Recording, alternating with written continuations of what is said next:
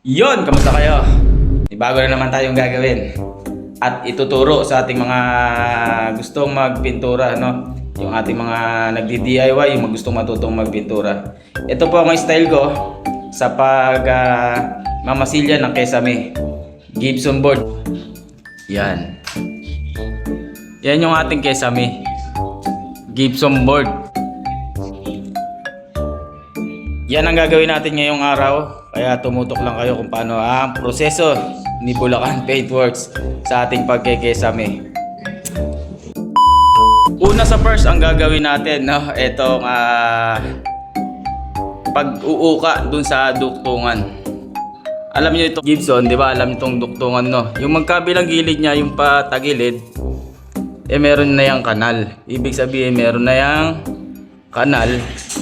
Kung mapapansin mo, may kanal yan. No, hindi na natin uukaan yan. Ang uukaan natin, o yung babalatan natin, itong dulo niya.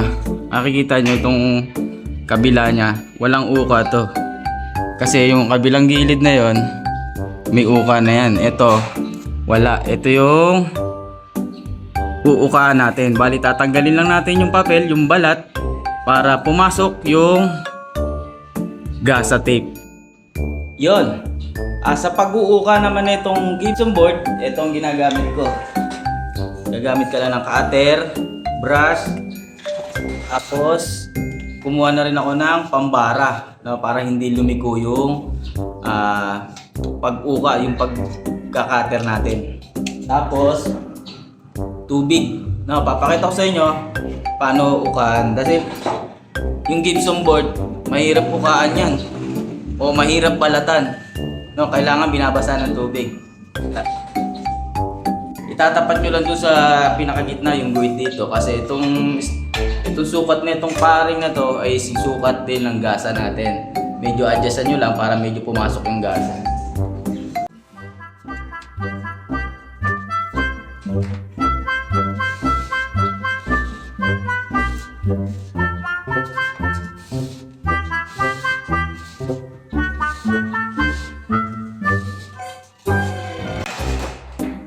Ayan, naukaan na. Ngayon, babasahin na natin. Ito, gamit tong tubig. Ayan, o. Tubig lang yan, ha. Babasahin nyo yung kanin.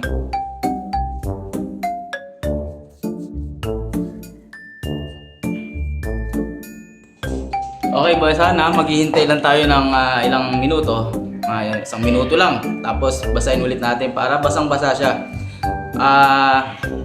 Tatanggalin lang natin yung balat, hindi natin ukain o tatanggalin yung chok. Tatanggalin lang natin yung balat para yung gasa natin ipantay dun sa Gibson board. Yo, kung mapapansin mo, ayan o, basang-basa na siya, no. Papakita ko sa inyo, madaling balatan pag binasa. Ayan na, babalatan na natin, ha. Oh, tingnan mo. No? Madali lang siya. Oh. Ayan na, nabalatan na. Yan ang technique ko. Pero ko may gumagawa siyempre nito. No? Pagka maliit yung ating hindi kasya yung gasa, ukaan pa natin. Ganun lang. Yan. Pero mas maganda nito tanggalin yung pati hanggang brown. Kasi yan yung pinakakapal. Yung nakita mong brown na yan, yan yung pinaka karton niya. Kailangan makita. Huwag niyong tatanggalin yung chok kasi mahihina yung Gibson. Ayan. Oh. Babasahin ulit natin yan. Tatanggalin natin yung pinaka brown. No, tima. Yan o. Mamaya lalagyan na natin gasa yan. Yan. Natanggal na natin yung kulay brown. Makikita nyo. Yan o. Makikita nyo. Isusum ko. Oh. Yan. Yan yung itsura nya. No? Yung kasya lang yung gasa.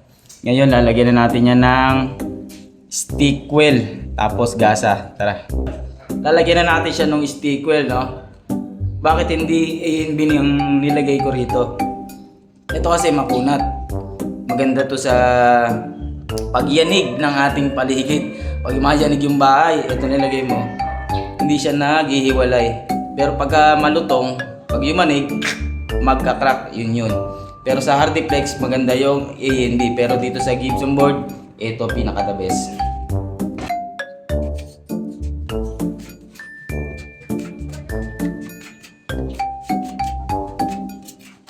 Okay, pagkalagay ng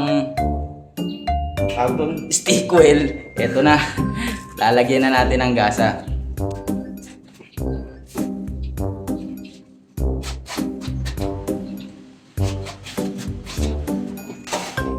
Yon, goods na. Papakita ko sa inyo.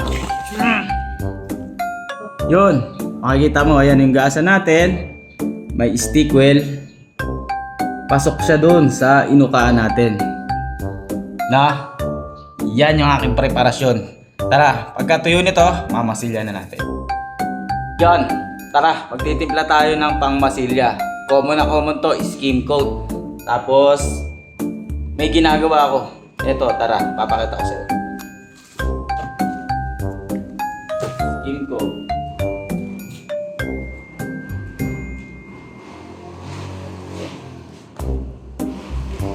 Tapos, stick well. Yung unang pahid na ilalagay natin, dun sa inuka natin kanina, hahaluan natin ng stick well. Alam bakit? Para makunat, tsaka may tibay. No, may tibay siya. Pero doon sa pangalawang patong na pangatlo, kahit wala ng stick well, goods na yun. Tara, timpla tayo.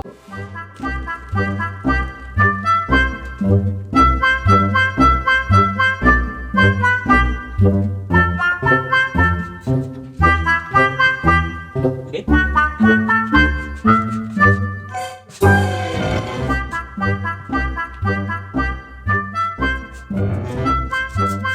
Pag goods na to, timpla mo, lagyan na natin ng stick well. Yan. Hindi naman ganong dapat maraming stick well ang ilalagay mo. Ayan o, isang daot lang, goods na yan. Depende doon sa timpla mo ng skim coat.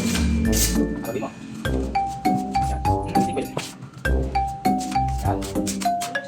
Ito yung una nating ilalagay, unang mano nating ilalagay doon. Tara. Lagay na natin. Yun guys. Bago ko simulan na ito, no, baka pwede nyo makahingi ng like dyan. Tsaka paki-follow mo na rin. Tsaka subscribe na din. No, kung may natutunan ka naman dito sa ating ginagawa. Kung wala, scroll mo na. Pero pag meron, palike na. Yun, mamasilya na natin gamit tong skim coat na may timpla ng stick well.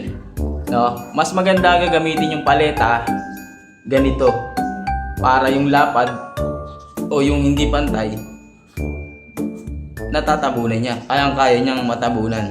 Pantay na pantay.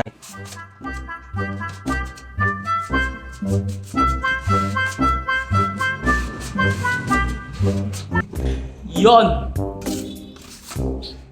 Unang mano yan. Pangalawa, kahit di mo lalagyan ng stick well. No, yun lang. Gets mo ba? Yon, nakaisang patong na tayo, no? Pag natuyo to, pangalawa, pangatlo, hanggang pumantay na. No? Yun ang pinaka the best na pagmamasilya. Bago nyo i-prepare, ibaon nyo yung mga ulo. No, maganda makabaon yung mga ulo, lalo na dito sa mga yan, mga ganito. Kailangan yan nakabaon. Kasi pag hindi yan nakabaon, tapos minasilya mo, niliha mo, pag nagasgas yan, pinahira mo ng flat latex, naku po, magkakalawang yan, kita. Maganda nakabaon yan para maganda yung ating trabaho. May tip lang ako sa inyo, no? Kung kayo mag-uumpisa ng mag-prepare ng kesame nyo, siguraduhin nyo, make sure nyo na hindi gumagalaw. O tanungin nyo yung installer, okay na ba yan? Pag yan gumagalaw, lalo na sa duktungan, yung mga duktungan na yan gumagalaw, kulang ng tornilyo, dagdagan mo. Wag mong hahayaan na kulang.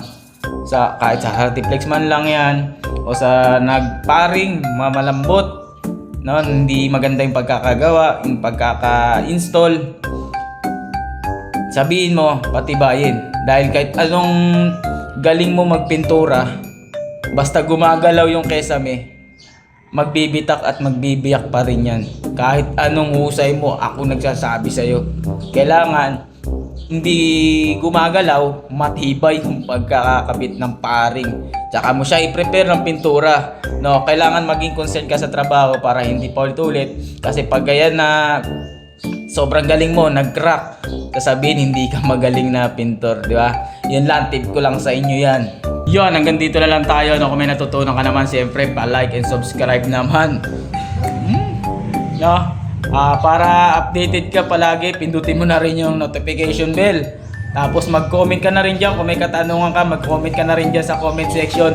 Sasagutin kita agad kung ano naman katanungan mo tungkol sa pintura, lahat, no, barnes, waterproofing, gusto ko, lahat yan gagawin natin para sa iyo kung nagsasanay ka magpintura. Ganito na lang. Love you.